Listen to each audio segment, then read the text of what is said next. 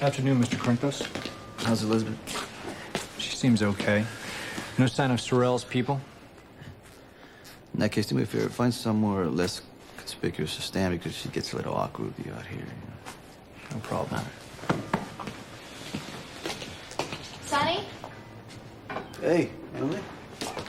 Hey. Hi. Do you have any idea why Jason would be in Minnesota? That's a good question. Because I got a postcard from him. Oh, yeah? What does it say? It says, there's even more snow here than in Port Charles. I love you, kiss Michael for me. I made him promise that he would write. Jason's always good in his word. Yeah, I just still think it's kind of weird that he went to Minnesota. I'm sure he had a good reason. So you find anything out about Michael? Oh, well, I got in kind of late last night, so I really couldn't ask anybody, but I did help Letitia feed him this morning, feed him breakfast, and she said that she thinks he's okay. What do you think? I don't really know. I mean, other than crying for Jason practically every single night. But he has learned how to grab a hold of a doorknob, which means he can open the door and, get all kinds of places. But Letitia's watching him, so it's not really a problem. What about Carly? Did she say anything about Michael? I don't really, talk to Carly. I know that she's the reason that Jason left town.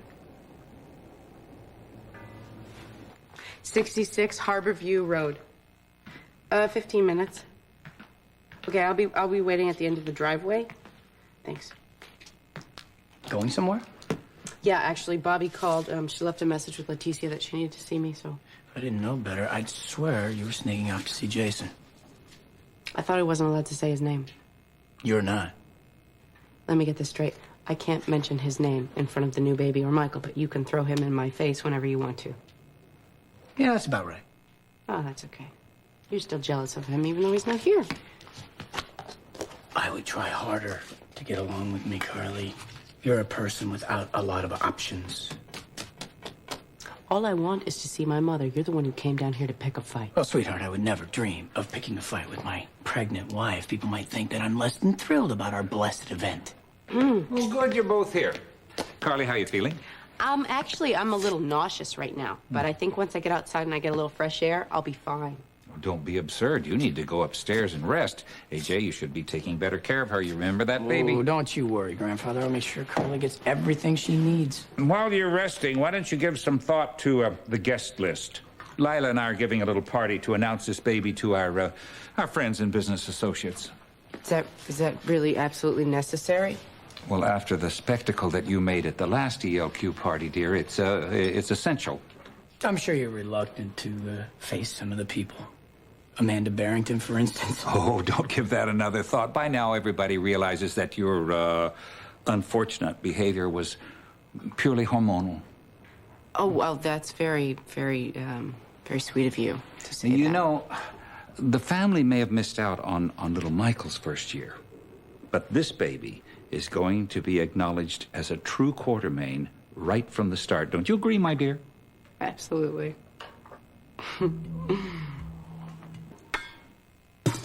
Here you go, my dear. This chamomile tea will settle your stomach. Lila drank it the whole time she was pregnant with Tracy. I hope that's not an omen. No, this baby is going to be a blessing. We certainly think so, don't we, dear? Absolutely. Good. Now, about the party, I want to be sure that we invite Paul Montrone. Just the other day, he was saying how impressed he was with that new crane of yours. Really? Mm-hmm. He said it was a far-sighted investment, twice the loading capacity of any other machine in the harbor. Once you nail down those last few points with the union contract, ELQ should have no problem in enlarging its shipping division. That was the plan from the start. Mm-hmm. And I'm very proud of the way you followed through with it, young man. And you, lady, you just take good care of that Quartermain you're carrying. Don't worry, Edward. My children are my first priority. Oh, and I'm glad to hear it.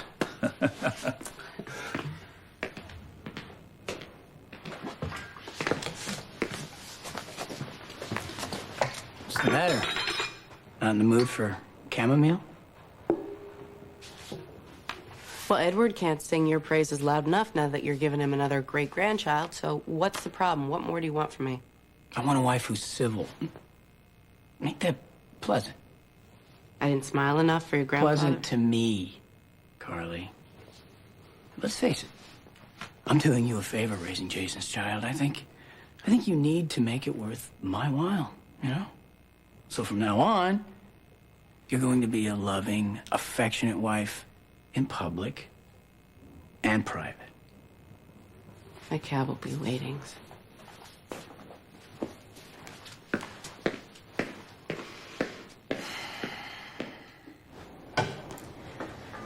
So you don't think that there's any chance that Jason went to Minnesota for business for you or something? No. Because there's no return address, and I can't really write him back, you know? If Jason says he'll ride again, he will. Yeah.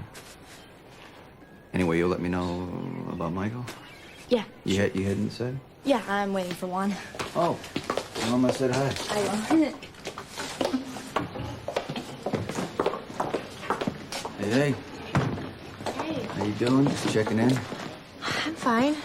I haven't seen Sorrel, and Francis has been great. Not that I've had much experience of being guarded, but he seems really good at his job. Well, I told him to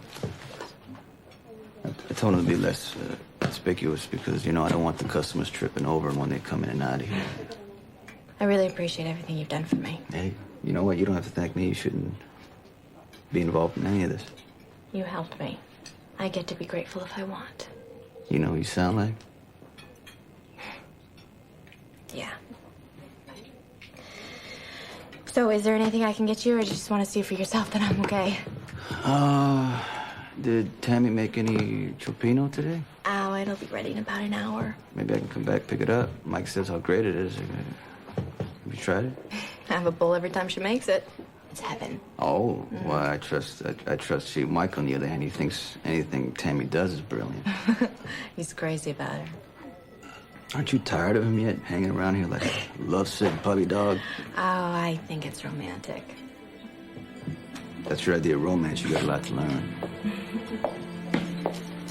I can assure you, Mr. Corinthos, she will not be learning it from you.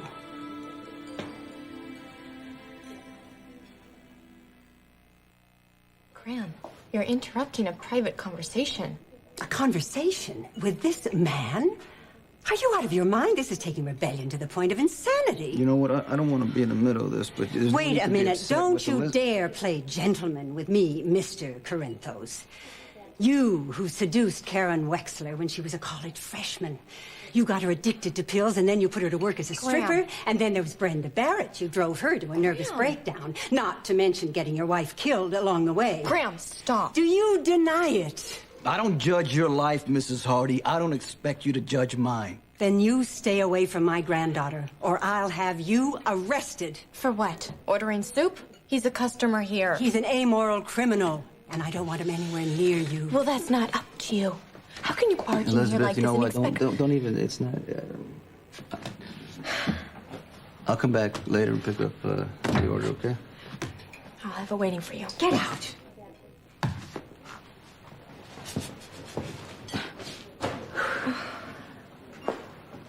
What makes you think that you can come into my work and start attacking my friends? Your friend? Darling, that man is not your friend. He's twice your age. He's incredibly dangerous. And there is only one reason he would be standing here at this counter offering to give you advice about romance. We were talking about his father. Mike is dating Tammy, and if you'd listened for more than 2 seconds, maybe you would have figured that out. Darling, the specifics, honestly, are not important. The fact that you know Sonny Corinthos at all is alarming enough. If these are the kind of choices you're making with your life, then, darling, it's clear that you're not ready to live on your own. Well, that's not up to you to decide. I'm a legal adult. I support myself. I don't have to follow your rules. Darling, don't you realize the mistakes you make now can affect the rest of your life? I like my life. I like my friends. There's nothing else to discuss. Won't you consider at least what I've said about Sonny? He's hurt so many people. I don't want him to hurt you.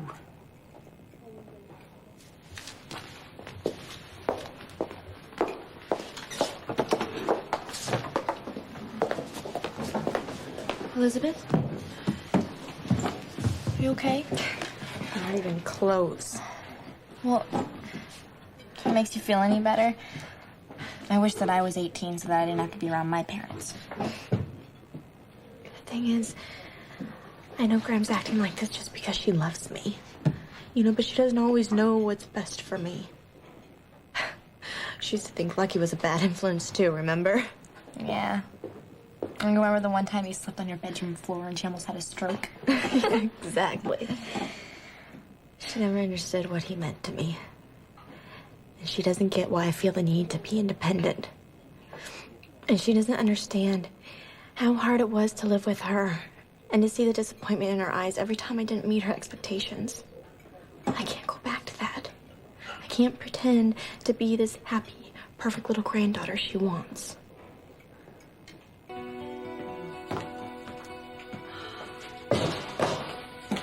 Finally. I was starting to wonder if I would ever see you before the new baby's baptism.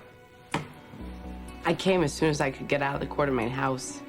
Well, it's no wonder they want you to stay close to home, since they all believe you're pregnant with AJ's baby. Honey, how could you lie to them like that?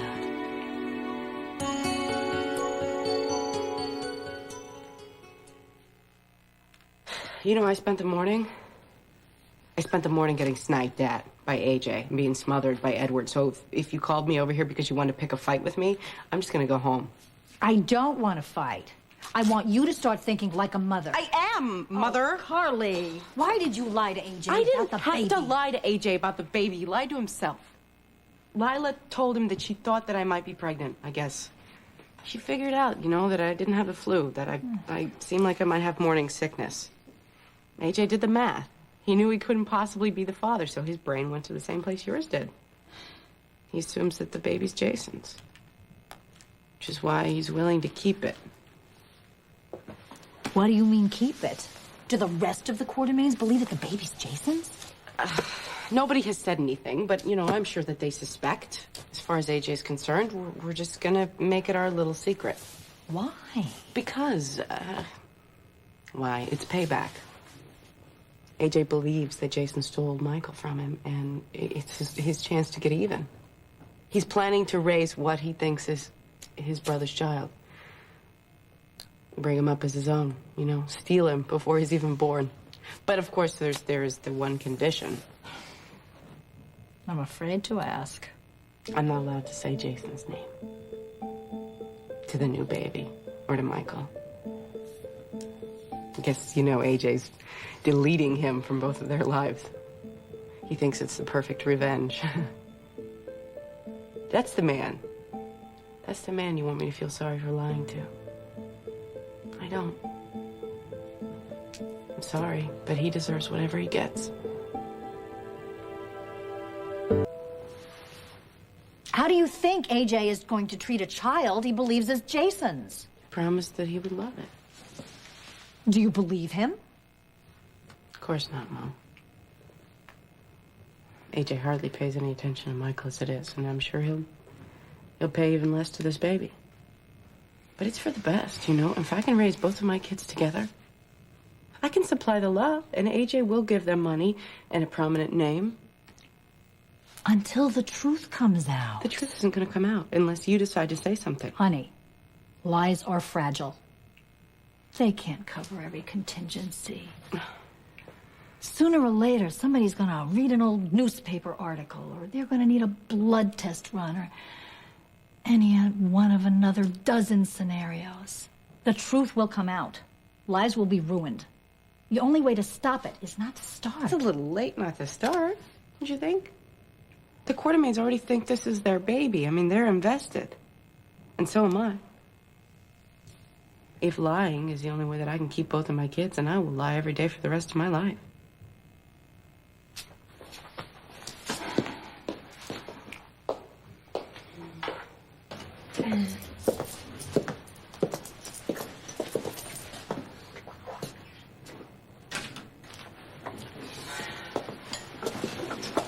Change your mind?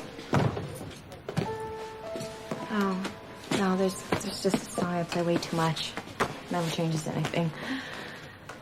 Oh, your order. I am so No, you know what? sorry. Don't worry about it because, you know, I don't like anybody's chupino but my own anyway.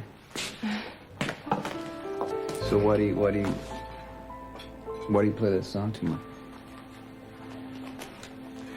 It's the last one I ever danced to with Lucky.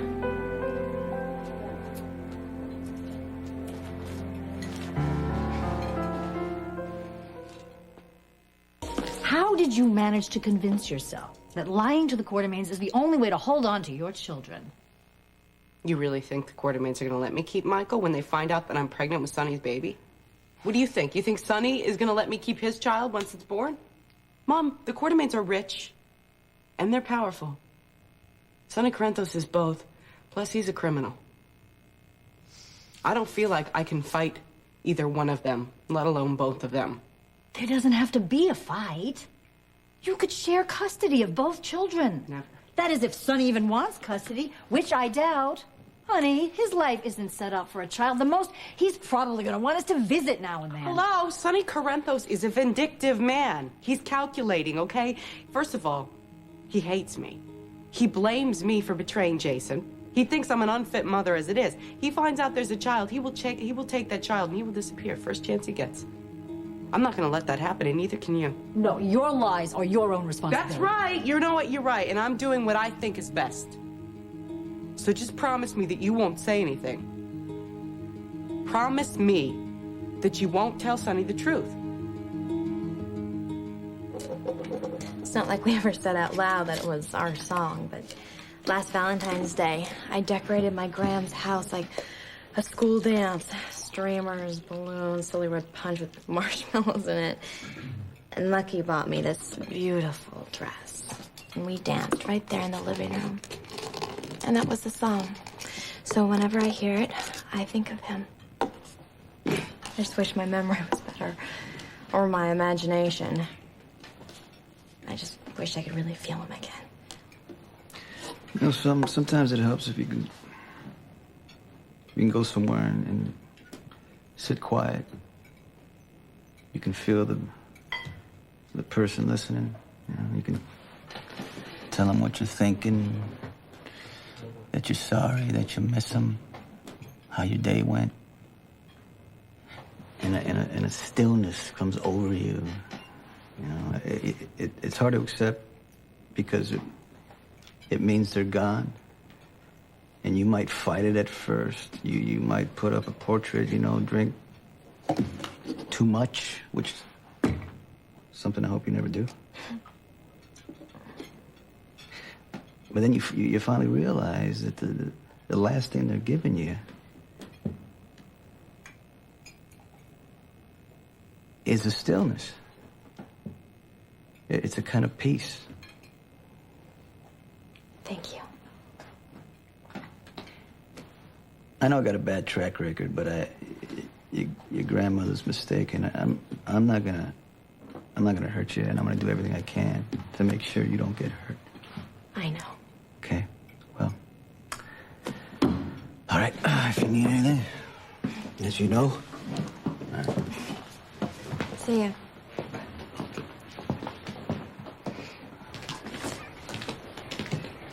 I've been meaning to call you.